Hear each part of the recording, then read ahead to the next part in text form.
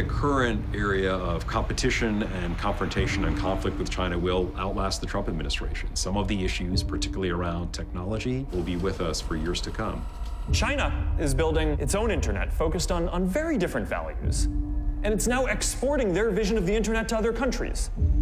我们华为正经历一个美国第三轮制裁的困难时期。 Sure, other countries engage in industrial espionage, but no one does it on the scale of China. The sparring between the United States and China has taken a new twist, with student visas now in the firing line. 你们国家跟国家打仗，不要再让我们学生，我们学生好无辜呀。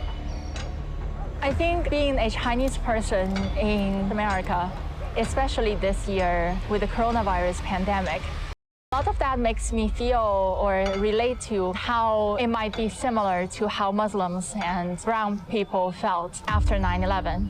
There is a white supremacist, nativist, xenophobic atmosphere that has been inflamed.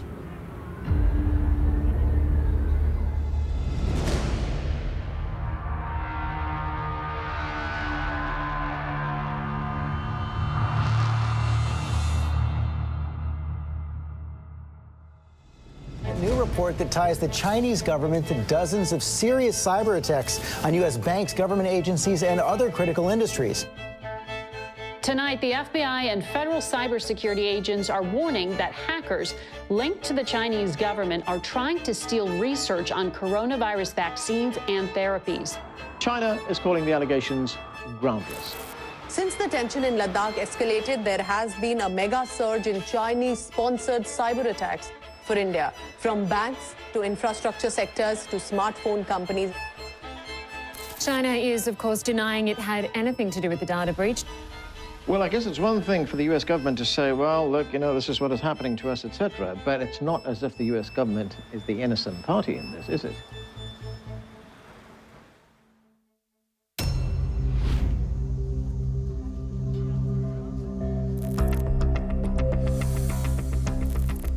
I've been tracking this kind of Chinese activity for about 25 years, when I was in the government and now that I'm outside. If you were to look at any given moment, there might be between half a dozen and a dozen of these major Chinese collection efforts underway at any given time against a range of targets in the US and in other countries. So the Chinese have long focused on international organizations, human rights organizations, and the US defense industry, where they are eager to steal military technology and have had some success in the past. The first is, of course, that they can use it to advance their own technology. More importantly, they understand how US weapons work. So they know the range, the payload, all that kind of stuff. And it's possible that they have interfered with the software that operates these weapons. So you get into the weapon system, like the F-35. The F-35, probably a third of the cost is software. It's really a flying computer, people say that. And if you interfere with the software, the aircraft can't fly, right?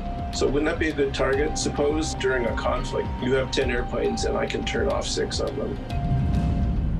China's rampant theft of intellectual property is real, and that it's not just a problem for the particular company affected, because that capacity to invest and create and protect those property rights underpins the entire innovation economy that we have here in the United States.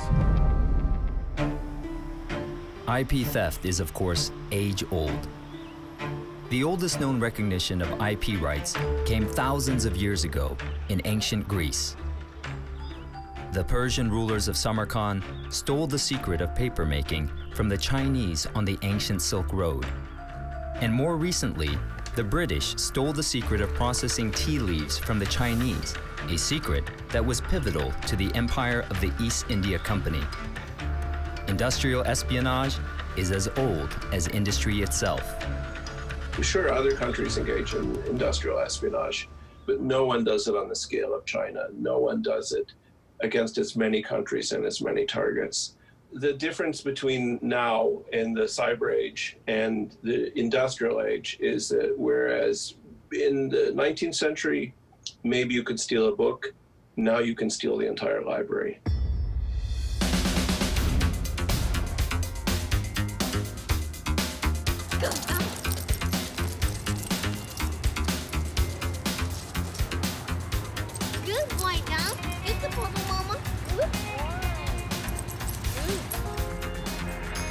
看了很多美剧，然后很向往美国的生活，然后我就很坚持的跟我爸妈说，我想来美国学习，我觉得这个国家会给我，不一样的感觉。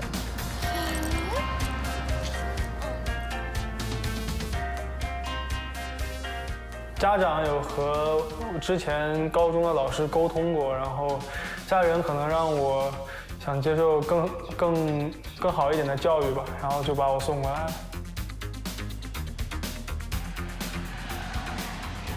我感觉美国，我向往的东西比较多一点，像 NBA 啦，包括其他的一些东西。The majority of Chinese students cover the full cost of an American university education themselves, effectively subsidizing the education of their American peers.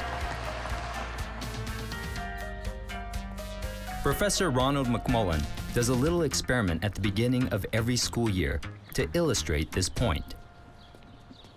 I often, on the first day of class in most semesters, will pass around a Ziploc bag full of money. And it contains this year $105 and some change. And I tell my students, every time we have a class meeting, this is what your tuition costs you. So if you are going to skip class for whatever reason, do it for something that you get $105 worth of enjoyment from. And I said, now Iowans only pay 1/3 of this. So thank the non-resident classmates of yours for being so generous to the University of Iowa. Chinese students started pouring into the U.S. after the 2008 financial crisis, when many universities started wooing them for revenue purposes. The financial crisis caused a retraction in state revenues. So at the time of the financial crisis, the University of Iowa received about 50% of its funding from state taxes. And that amount has dropped to about 29% now. So that difference was made up by increasing the size of the university. And also within that, non-residents, so students from Chicago and Shanghai were paying 3 times the rate to come here in tuition than Iowa residents were. Across America, universities adopted a similar strategy. From 2008 to 2018, the number of Chinese students in the U.S. more than quadrupled. China was the largest source of international students to American universities, making up 1/3 of the 1.1 million foreign students there. They generated about $14 billion in revenue for U.S. colleges. And perhaps an even bigger amount in intangible assets.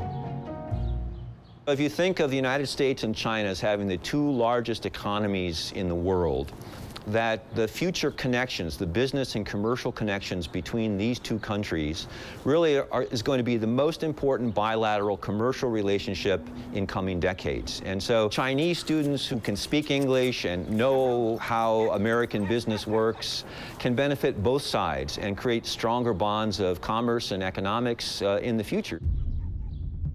But as tensions between the 2 countries heat up, Chinese students across America found themselves embroiled in the tussle.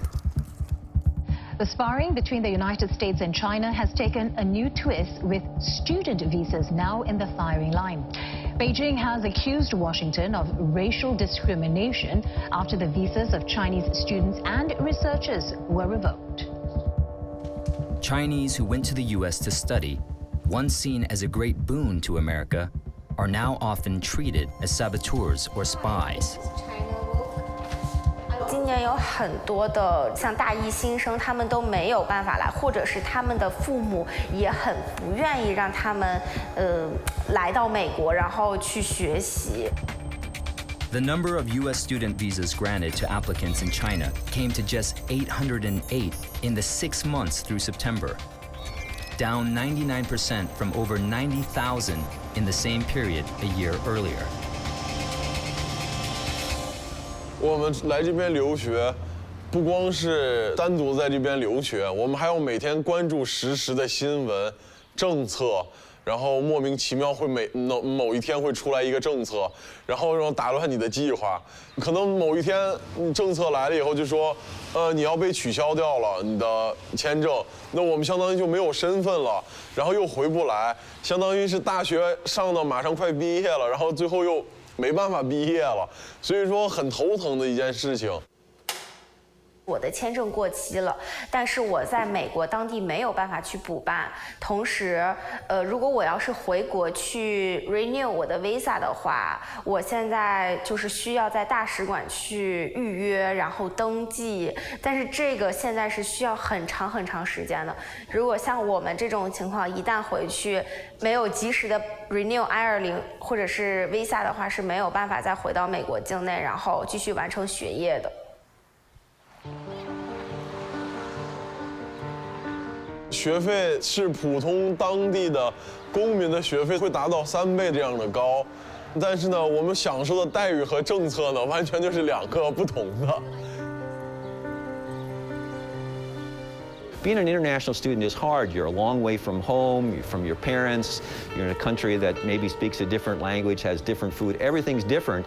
And then to have this political pressure on top of that from the government of the United States and the government of China makes it more difficult. 你们国家跟国家打仗，不要再让我们学生好无辜呀。These students are pursuing social science degrees, so they aren't subjected to as much scrutiny as their peers in the so-called STEM fields. Science, technology, engineering, and math students from China risk having their visas canceled over American fears of economic espionage.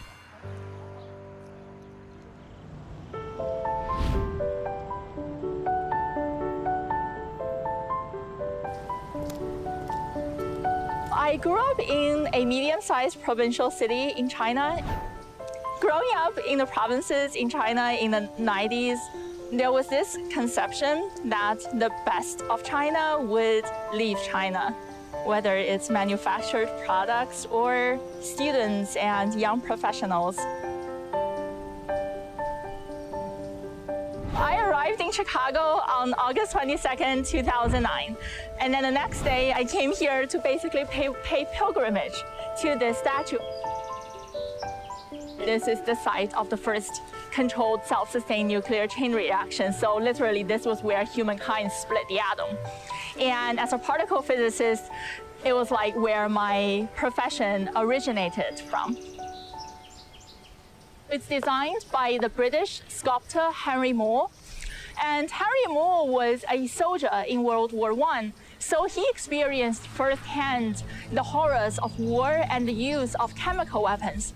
It's a very abstract shape, but it has a lot of meaning, right?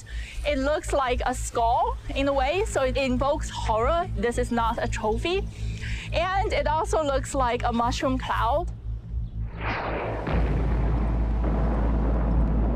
It was a constant reminder of a scientist's civic duties to think about the social cost of our work, to think about the political implications. So US-China relations is at its lowest point since the establishment of diplomatic ties of the early 1970s. And it's something that horrifies me constantly.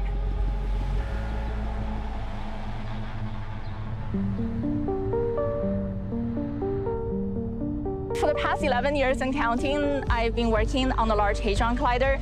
It's a large international collaboration that spans dozens of countries, hundreds of institutions, and thousands of collaborators on each of its largest experiments. When I do my work, I do not think of myself as contributing to a single country. I think of myself as advancing human understanding of nature. And I think that's not unique among scientists. For a state, a government, to claim a piece of knowledge, to claim a field of science, that is both a fallacious notion and a dangerous misconception. The White House has said that China is engaged in a wide-ranging and heavily resourced campaign to acquire sensitive United States technologies and intellectual property. The PRC authorities use some Chinese students mostly postgraduate students and postdoctorate researchers, to operate as non-traditional collectors of intellectual property. China, on its part, has a 1,000 Talents Plan, which is a government project to attract scientists, and in particular, ethnic Chinese scientists. 他们现在对在美国的这个华人科学家进行所谓的猎巫行动，任意的滋扰、抓捕中国的留学生。这些做法同当年的麦卡锡主义何其相似呢？美国政客这些政客的疯狂反共啊，渲染实质的危险，实际上是企图用意识形态对抗来定义中美关系，掩盖其遏制中国的战略意图。 So whether it's the Chinese government or the US government or other governments in Europe and this and that, they all adopt a very similar techno-nationalistic rhetoric in saying that science is a tool of national greatness and we want talent recruitment to boost our national prestige and prosperity, blah, blah, blah. The important question that we need to ask is not how many scientists are in the US, how many scientists are in China, because that is still an attempt of drawing a border around a piece of knowledge and claiming it as being in ownership of a state. I think what the coronavirus pandemic should be teaching us is that nations and human bodies are all porous entities. So no country can enclave itself in a bubble and keep its citizens safe. We really need to be able to stop clinging to these old ideas of citizenship and creed, using these concepts of scarcity to justify our bigotry, to really be able to see and think about community beyond the confines of a state. We inhabit the same planet. We share the same cosmological history, and we are bound by the same fundamental laws of the universe. And our fate are connected on this surface of this planet that is shifting because of climate change. And if we do not have that kind of radical transformation with regards to how we organize our society, we are literally running out of time.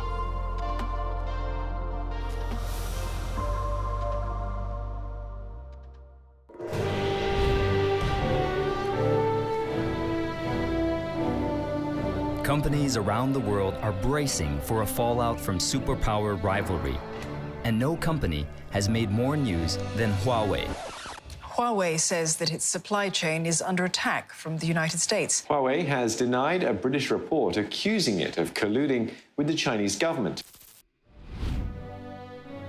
Despite claims and controversy surrounding the company, Huawei's campus, tucked away at the fringes of Shenzhen city, is an oasis of calm.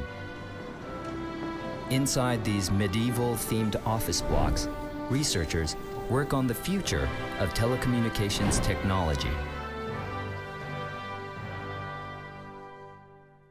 We see so many countries that are completely unprepared for what installing 5G technology in their nationwide systems will do for their security. This is technology that the Chinese Communist Party will have access to this information. How they'll get it, when they'll get it, how much of it they'll decide to have access to, we can all debate. But make no mistake about it, they'll have the capacity to get at this deeply personal information. The US has banned Huawei from its future 5G networks, and it has pressured its allies to do the same.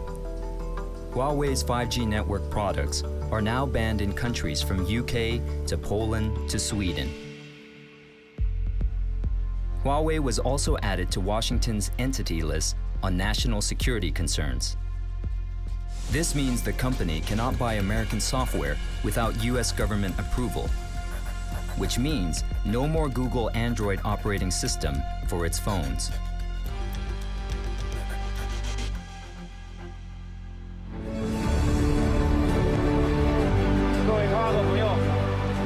Hello, 我们华为正经历一个美国第3轮制裁的困难时期。美国制裁的开始，我们要更加加大了力度来发展了我们的应用的生态，支撑了我们的鸿蒙的 OS， 哈姆 OS 以及我们的 HMS， 来打造软硬件协同的双人驱动的全场景的智慧生态。在制裁的这么困难的情况下，我们还实现了2.4亿台，市场份额做全球的第2。那去年我们实现了收入4600多亿，今年上半年我们仍然实现了同比的增长。在今年这个这么更加困难的这个时期，我也在这个机会也感谢我们全球的消费者的支持、鼎力的支持和厚爱。没有大家的支持，在这种3轮的打击下，我们仍然能够实现增长，否则无法取得这样的成绩。谢谢大家，谢谢，再次感谢。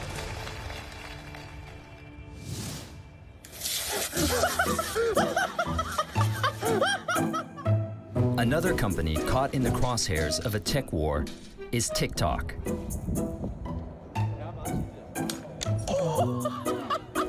Here's what would actually happen if TikTok got banned. First, people around the world would start to panic because TikTok is loved by millions. After that, you would see riots happening in America because people were so attached to TikTok. If you haven't already downloaded it, TikTok is an app devoted to viral dance crazes, cat videos, and a whole load of teenage pranks. Can this app really be a high-tech spying application stealing your secrets on behalf of the communist regime, as many in Washington claim? China is building its own internet focused on very different values. And it's now exporting their vision of the internet to other countries. Now, until recently, the internet in almost every country outside of China has been defined by American platforms with strong free expression values. But there's no guarantee that these values will win out. A decade ago, almost all of the major internet platforms were American. Today, 6 of the top 10 are Chinese. And we're beginning to see this in social media too. While our services like WhatsApp are used by protesters and activists everywhere due to strong encryption and privacy protections, on TikTok, the Chinese app growing quickly around the world, mentions of these same protests are censored, even here in the US. Is that the internet that we want? So this question of which nation's values are going to determine what speech is allowed for decades to come really puts into perspective our debates about the content issues of the day. Critics have accused TikTok of scrubbing videos supportive of pro-democracy protesters in Hong Kong and videos critical of the Chinese government's actions in Xinjiang. TikTok has denied both accusations. 前2天我在朋友圈里看到了一幅漫画，就是一条大路，在入口处挂着一个美国的路牌，上面写着"自由市场"啊 ，TikTok 这样的企业像个小猪一样，满怀希望，边吃草边往前走。可是他们不知道，当他们走到前面，走到尽头，养着膘肥体壮，等待他们的是什么呢？是山姆大叔拿着一把刀，准备屠宰他们。我觉得这幅漫画是目前中国在美国的企业处境一个生动的写照。美国政府呢，在拿不出任何证据的情况下，就对 TikTok 进行有罪推定。所以中国网友就说美国当局的这个吃相太难看了这个针对一家民营企业这个美国从总统到政府的各个部门，他们就像这个几只大老虎一样来张牙舞爪的围猎一个小兔子，所以全世界人都看在眼里，对这种美国这种巧取豪夺的行为是很不耻。所以人们不禁要问：美国一向标榜的自由市场、竞争中立、法治精神都到哪里去了？ Those who support the move against TikTok in Washington point out that YouTube, Google, and Facebook were banned in China long before any action against TikTok was taken. I know a lot of people, my Chinese friends, will point to the Trump administration and say they started this trade war or this tech trade war or this tech Cold War. And in my view, it was actually the Chinese side that decided that for domestic stability reasons, the Chinese internet had to be separate from the global internet. By about 2010, 2011, 2012, I think the Chinese leadership realized, hey, there are some technologies that we don't want to let foreigners in on, and so we're going to start to squeeze them out. And it created a protected market for some Chinese brands that have done amazingly well, Alibaba and Tencent and WeChat. But for other US companies, they've been completely excluded from the market. And again, I think that was a push from the Chinese government to say, hey, we need to have two ecosystems, a Chinese one and a global one. And then I think the response of the Trump administration on what they've done on Huawei and in semiconductors in some ways is a natural one. A tech war has casualties on both sides, and it is also going to cost the world dearly. A report from Deutsche Bank estimates the costs of the tech war at more than $3.5 trillion over the next 5 years. If the tech war continues unabated, this could be what the global tech infrastructure looks like. With rival internet platforms, telecom infrastructure regimes, CPU architectures, operating systems, satellite communication networks, IoT networks, and payment systems with very little interoperability or interaction. Countries and companies may have to choose between a US tech regime or a China tech regime, or they will simply have to bear the costs of running both. That tech wall is a world where you have two sets of countries with two driving standards, whether it's how you compute with PCs, how you communicate with handsets, and everything that goes around electronically, you start to have two standards itself. To strip out one technology is very painful and expensive. For example, asking a nation like Germany to strip out Huawei from their network would cost tens of billions of euros, delaying infrastructure build and hurting job creation. But staying the course would ensure a strong diplomatic reaction from the US with unforeseen outcomes. For corporates, it would mean having two different communication and networking standards across countries to ensure interoperability. Product design would be a lot more challenging, as they would no longer be able to design once and sell everywhere without incurring additional costs of complying with two different standards. When you have the countries saying that you could only have one if you're functioning in my environment, so companies and any institution which has to work on those will have to find a way to either have two architectures and two set of gadgets. The same would go to its handsets. Will users have to have two different phones, one which uses WeChat and one which uses Gmail, and that's a freak scenario which can actually be realistic at some point. One thing which will be certain if that happens is costs. Costs will go up in doing business.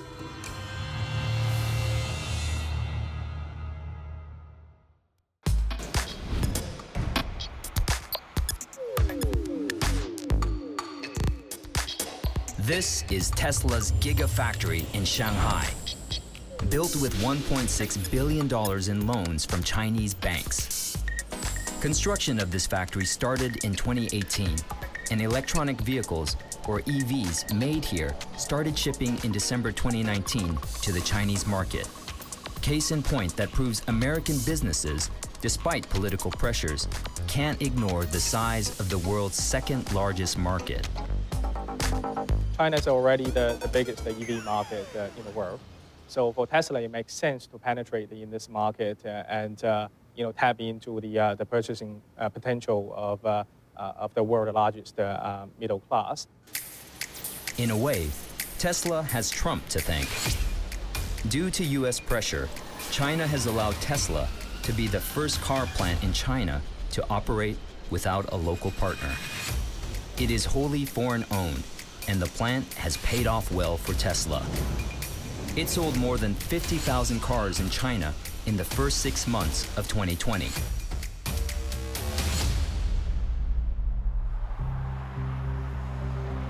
But as the tech war between the US and China deepens, US companies will be increasingly scrutinized in the technology they are using inside their China factory. In July 2020, Elon Musk made clear how he would deal with this. I really want to emphasize it's not a lot that we are going to be doing original engineering in China. So it's not just converting sort of stuff built in America to work in China. We will be doing original design and engineering in China. With original engineering, Tesla China creates original IP that will not be subjected to future US sanctions.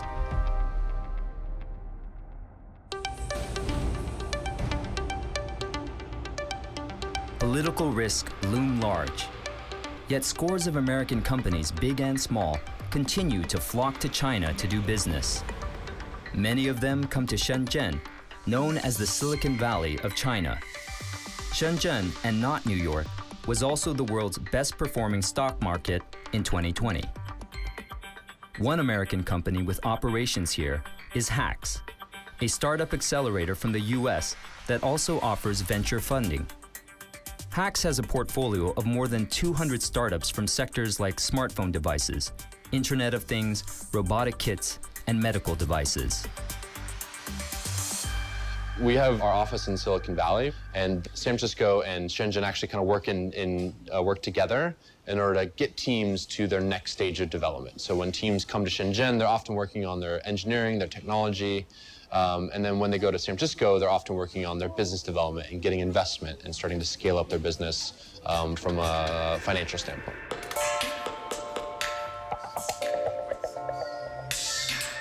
TensorField is a company funded by Hacks. I'm the CEO and co-founder of TensorField Agriculture, originally from the UK, but our company is based in the US, in California. We're building a robot which is going to be for farms. It's an agricultural robot, so farmers are our customers, and we're killing weeds for them without herbicides.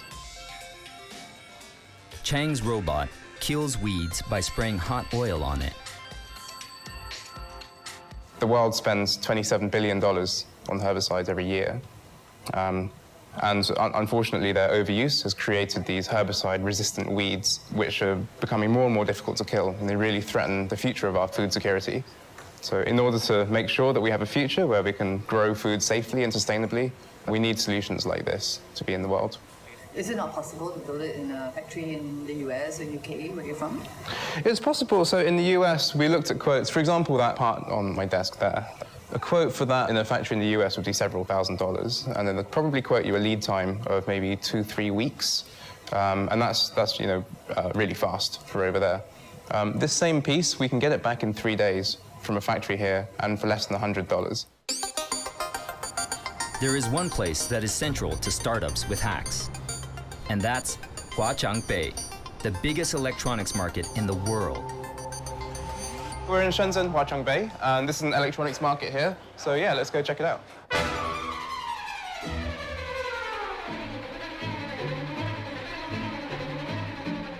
Huaqiangbei, it's like, they call it the Mecca of hardware. I'm looking for a particular type of microcontroller, for example, that I need to prototype with. I can come down here and there's like a really wide selection. Oftentimes, if it's not actually on display, so I don't speak Chinese, but the people here are so willing to bridge the gap in communication. They just want to help out. So what I can do is show them a part number. Often, if they don't have it, they can speak around and like call around to some of their friends that do. And you'll often be like waiting here for a couple of minutes, someone runs off, and then like, in 5 minutes time, they've come back with exactly the component that you need. So it's really incredible being here. Huaqiangbei is where you can find the parts that make up smartphones and TV and tablets. This is where many of the world's selfie sticks and hoverboards come from. All the tools you need to build anything you want. And once you find it, you can get that component in 1 hour, and you can order 1,000 of it. We're prototyping, we're testing on our benches. It's so easy for us to, say, plug in power the wrong way round. And once we do that, we get what's called the blue smoke. So one of our chips on our board can just explode, it fries, and then you get blue smoke going through the air. And at that point, if you're anywhere else in the world, you think, oh my God, I've got to order this online, a replacement chip, and it will take a few days to arrive. Instead, here, we can just walk downstairs, like 2 floors down in this building, find that chip from a market stall downstairs, and then continue our work straight away. So being able to iterate in hours rather than waiting for days and days I think it's really true what they say is a month in Shenzhen is similar to 4 months anywhere else in the world.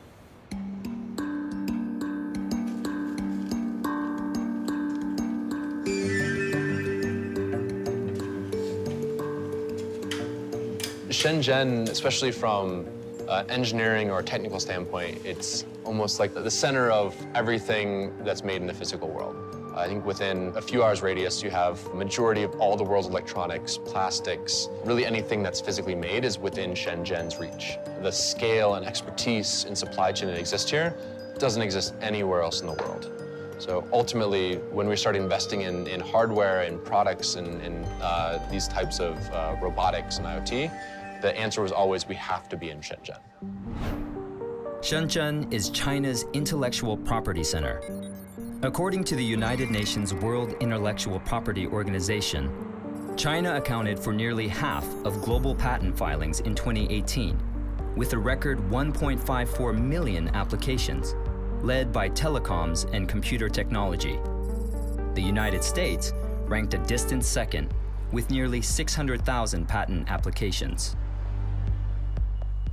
According to the Chinese media, Shenzhen serves as the home base for more than half of the country's patent applicants. The common misconception of even China is that it's a big factory, right? In reality, there's a lot of expertise, knowledge, understanding. I've lived in the States, and it's a very different feeling, right? If you come here, everybody's just moving as fast as they possibly can.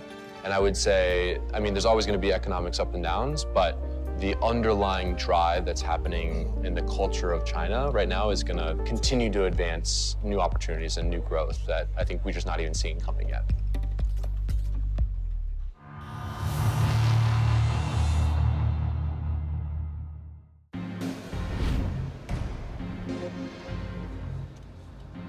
IP theft. It's one of the chief concerns of the US. But is China still a clone factory? In China's manufacturing hub Dongguan, evidence shows that the US campaign to contain China's rise is in fact spurring its industries to accelerate design and invention. An hour away from the Shenzhen downtown is Civga, a company making headphones. You may not have heard of them, but Civga has had rave reviews from audiophiles in Europe and the US. Their headphones feature handcrafted wooden ear cups and intricately detailed metal grills. The man behind Civga is Zhou Jian, who has done work overseeing production for global brands like Sennheiser, Sony, and Bose for 17 years. 我接触的这个客户给的案件很多，这其中有很多都是国外提供的那个客户提供的那些 idea， 因为我觉得发现他们的 idea 总有很多的特点，令我很震撼。真的是他们的很有创意，很有灵感。以我们的这边的，因为这边中国这边当时在创意这个路上还没走在这一块，所以呢，我很感受到他的这个创意各方面的。然后做到我完成这一块之后，然后我是慢慢的去积累啊，然后吸收啊、消化啊，看看他们的其中的特点啊、优点啊，我能不能在如果是我来做的话，我能不能在这个基础上，我会把它做得更好。 会去超越它，或者再创新一个更好。Zhou Jian is now giving his old bosses a run for their money. Not only has Civga been doing well in global competitions, its headphones are also far cheaper compared to its bigger brand counterparts. US leaders have been harping the IP theft issue. Zhou acknowledges that was indeed the case a decade ago, but not anymore. 10年之前吧，在中国很多有一大部分都是在这个山寨、高仿这样的一个过程。因为每一个国家也好，公司也好，它从零开启的东西呢，它必须要有一个模仿，然后一个吸收、消化、应用，然后超越就是一个创新上面去了。特别是深圳已经走完了那一段路了，已经在创新的这个路上。 所以我们的公司，因为我们以前也积累了那么多的经验啊，然后我们开公司的时候也在往这个创新路上走，因为以前的路已经走过了。Whether it's through hard work, sheer genius, technology theft, or a combination of all three, China is now a global tech powerhouse. As of 2019, it has more unicorns than the US. Unicorns are privately held startup companies valued at over $1 billion. They are such a statistical rarity, hence the reference to the mythical animal. China has 206 such firms, while the US has 203. Globally, there are 494 unicorns. China is also doubling down on its spending on research. The National People's Congress unveiled a 5-year plan in which China will invest close to $1.4 trillion in building new infrastructure through AI, data centers, 5G, the industrial internet, and other new technologies. Chinese policymakers especially seek to reduce their country's dependence on the US for semiconductors. In October 2019, Beijing established a $29 billion semiconductor fund.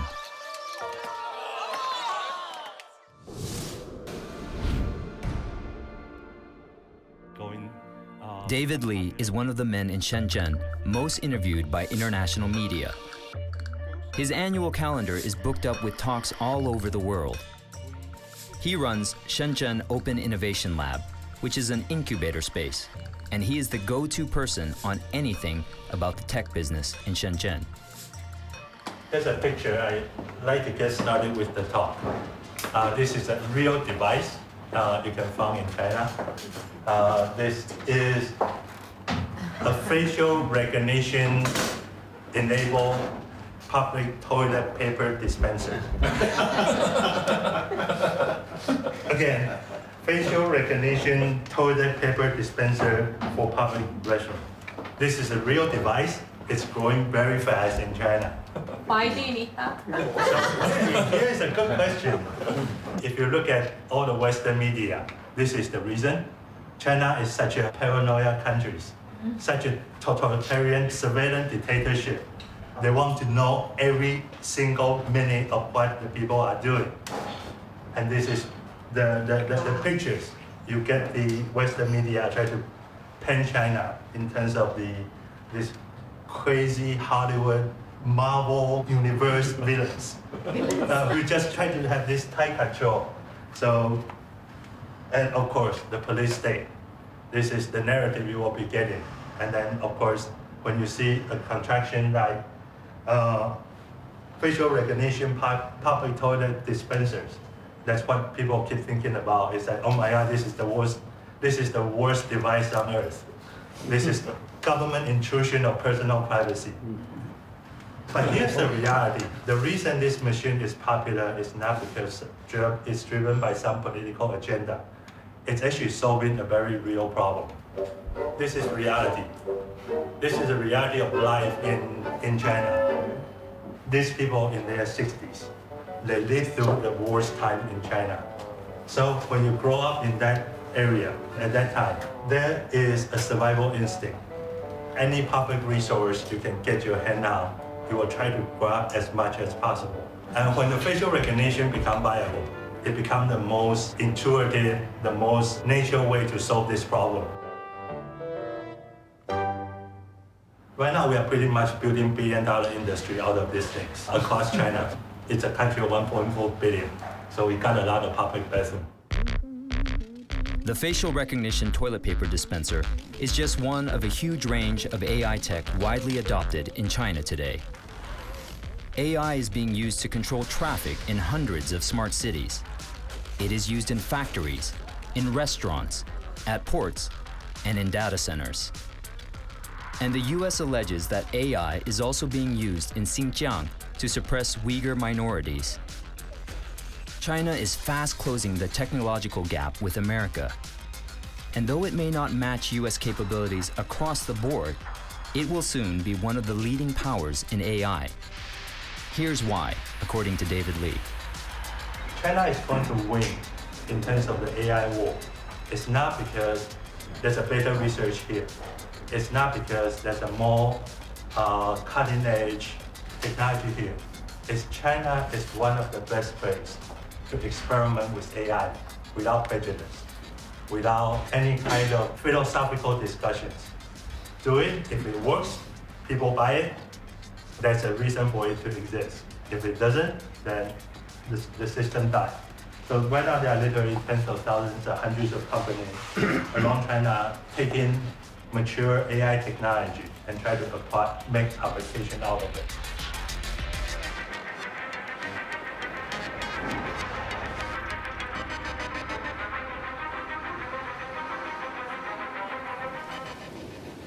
I believe that AI is a function of two things.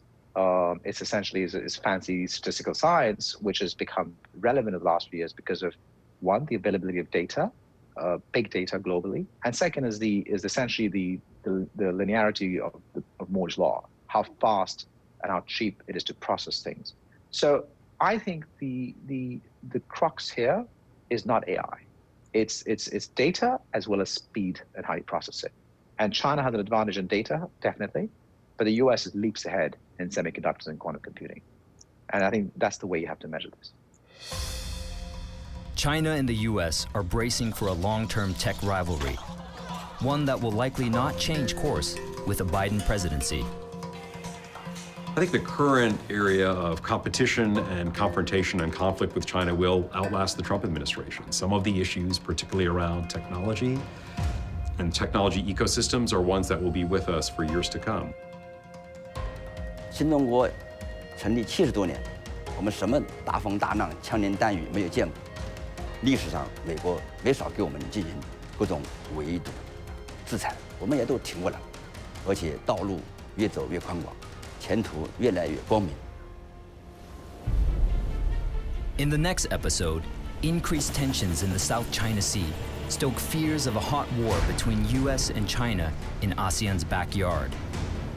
In a hot war scenario, we have no choice because we are right in the middle of it.